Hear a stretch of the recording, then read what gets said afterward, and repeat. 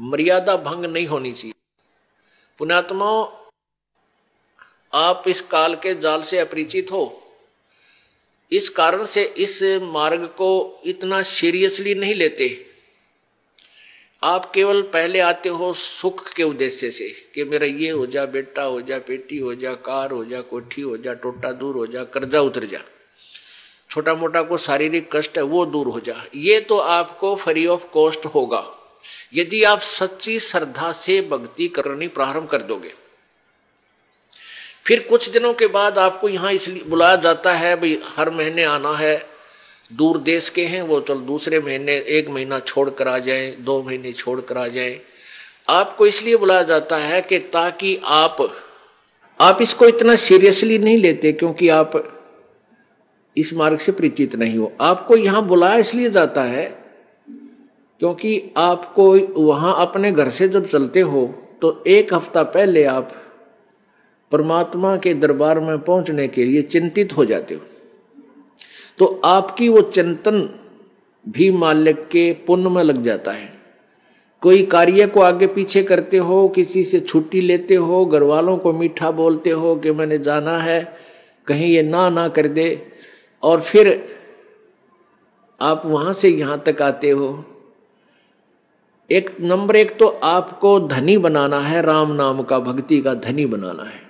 परमात्मा का विधान है, संत मिलन को चालिए तज माया अभिमाने, जो जो कदम आगे रखे ओहे यज्ञ समाने।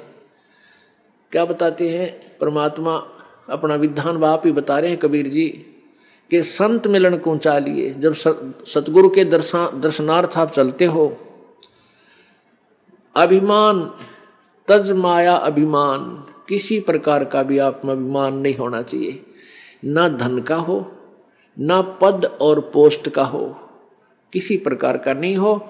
जैसे एक रोगी व्यक्ति जिसको पता लग गया कि तेरी जान जाने वाली है और वो डॉक्टर के पास जाता है, चाहे वो कितना बड़ा अधिकारी है और कितना पैसे वाला है, वहां वो अपनी उस पोस्ट और पैसे को नहीं आगे रखता, उसका दिखावा नहीं करता, अपनी जान बचाना चाहता है। डॉक्टर जहां कहता वहीं लेट जाता है, कपड़े उतारने को कहता तुरंत उतार देता है, कोई रिपोर्ट करवाने के लिए संकेत करता है, लिख कर देता, तुरंत उठकर चला जाता है।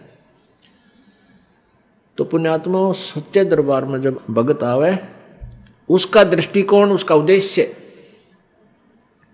उसका भाव ऐसा होना चाहिए जैसे सीरियस रोगी, सीरियस पेशेंट और हॉस्पिटल में जाता है,